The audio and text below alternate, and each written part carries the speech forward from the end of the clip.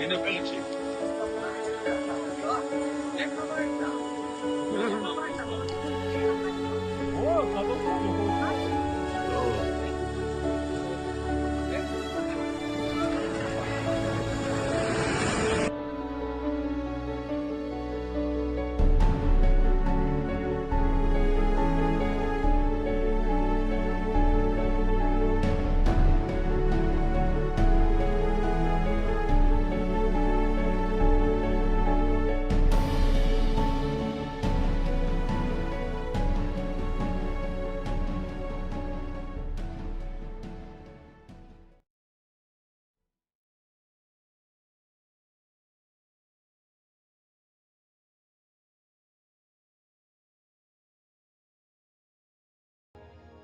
States on the opening day of the war fired 4 cruise missiles into a facility that was evacuated by the Revolutionary Guard Command long before the conflict.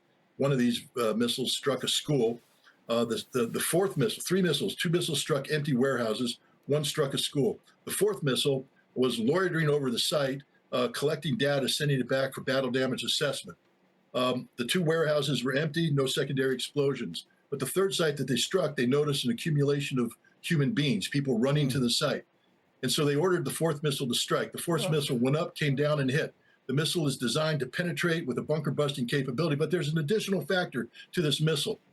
Our brilliant weapons designers have concluded that the excess fuel in a Tomahawk missile at the moment of impact can actually be weaponized into a thermobaric weapon, a fuel-air explosive. And so they hit the button, turned the excess fuel into a thermobaric, and the people they saw running were the children who survived the initial attack. They went to the prayer hall with their teachers, and they asked the parents to come in and retrieve their children. Parents are on their way. So the movement you saw were survivors going into the building, teachers with them, parents come to them, and we put the 4th cruise missile in there, turned it into a thermobaric bomb, and burned these children alive.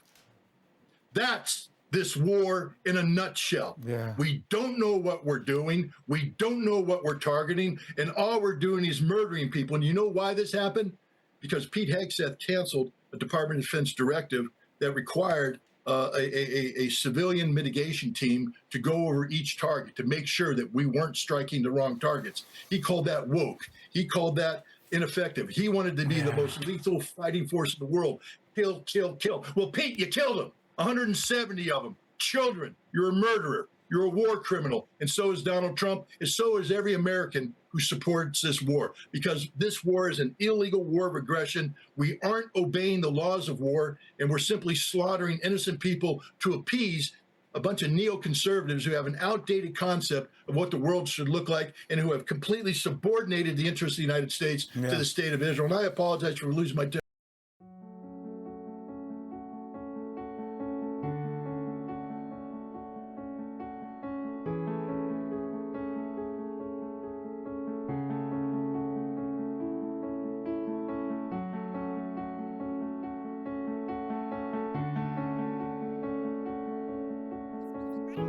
Modern military, modern Navy, modern Air Force, modern air defenses, leadership,